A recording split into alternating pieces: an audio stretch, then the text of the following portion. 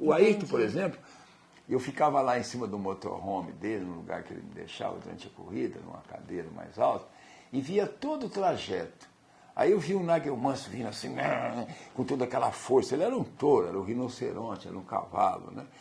Ele dava trabalho para o Ayrton, porque ele era muito mais forte no começo.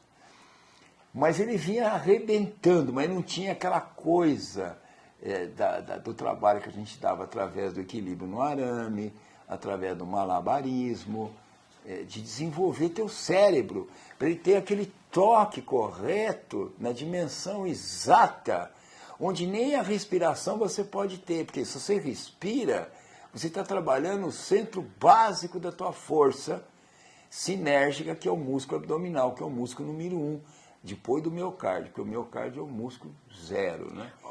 Então, o Ayrton estava lá nem respirando. Agora, ele tinha condição, porque ele era uma máquina de respirar. Ele estava então, treinado para isso, né? Elevado o consumo dele de oxigênio, que era mais ou menos de uns 32, quando ele começou para mais de 80, ele não conseguiria. Praticamente triplicou a eficiência cardiovascular. Não dava nada ele querer, eu quero, mas não vai professor, aguentar. E por que isso atinge, então, o espiritual? O espiritual é muito fácil. Quando eu dizia de chegar ao cérebro pelo músculo e desenvolvê-lo, e ao espírito pelo corpo e elevá-lo, eu era taxado como um louco, depois um louco varrido. Porque eu dizia que você aumentava os teus neurônios, você criava as novas conexões interneurais, e isso era uma verdadeira loucura. Se tivesse fogueira... Eu ouvi um dizer do senhor, que o senhor disse assim, Deus não está só nos templos e tal, mas Deus está dentro da gente. Claro. O ser humano e o atleta tem que ter essa noção, né? Mas qual é que é a grande dificuldade em encontrar com Deus? Qual? Porque você não encontra com você. E se Deus está lá dentro, você vai encontrar com Ele quando? Você não se conhece. E se a gente olha só para fora, né, o autoconhecimento é a base do nosso método. Por quê? Porque quando a pessoa começa a lidar com o corpo dela, é que ela vai ver a realidade. Porque saber de cabeça é não saber nada. É que nem você está falando, você tem que ser assim, você tem que ser assado, você tem que ter coragem, você tem que ser uma pessoa com mais segurança, confiança, você tem que ser otimista.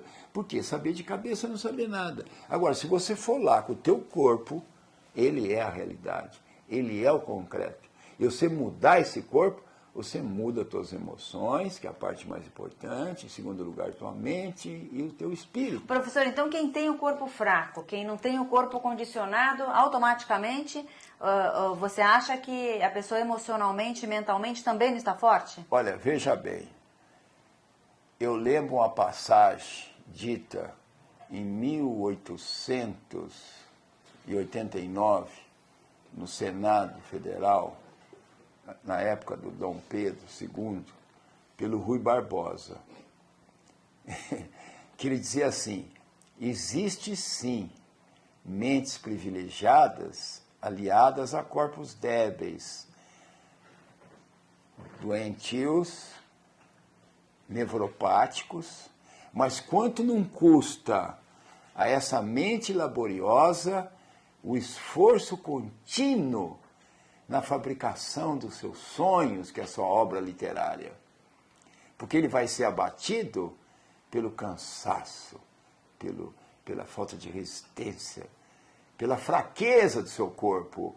O senhor é a favor ou contra as academias, a pessoa fazer ginástica na academia? Eu já ouvi o senhor dizer que malhar o corpo não é tratar o corpo com carinho. Explica melhor. A academia é o lugar menos indicado para você ir fazer o trabalho e mergulhar no recinto sagrado do teu interior magnífico. Por quê? Porque você está na tua casa, está cheio de parede. Olha esse escritório. Você vai para o teu trabalho, tem um escritório cheio de parede. Você não tem nem uma vez e meia o teu corpo, que é o tamanho da tua aura.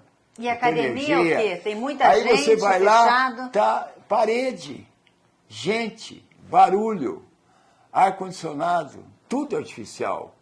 Vai fazer o que lá?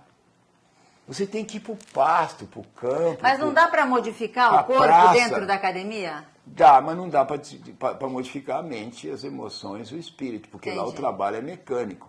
O cara que está lá fazendo um trabalho com o bíceps, ele está lá num trabalho mecânico, até porque ele está lá conversando. Às vezes o cara está fazendo um bispo, chega lá e fala assim, nossa, que menina simpática, está lá fora. Aí o outro está fazendo um peitoral e fala assim, mas semana passada ela estava aí, né?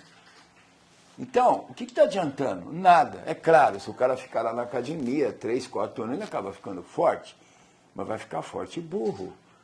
Por quê? É diferente de uma barra fixa, é diferente de uma parada de mão, onde você está interligando todos os traços que compõem o ser humano, a pessoa humana. Agora, hoje, nós somos um todo. professor, hoje em dia, a valorização da estética, né, dos músculos, como até um status, né, uma forma de status, é muito grande, né? Isso é um erro grasso, né? Porque, veja bem, nem tanto a terra, nem tanto ao mar. No meu tempo, o corpo não existia, a emoção não existia. Nós tínhamos no século passado, século XX, nós tínhamos a ditadura do intelecto.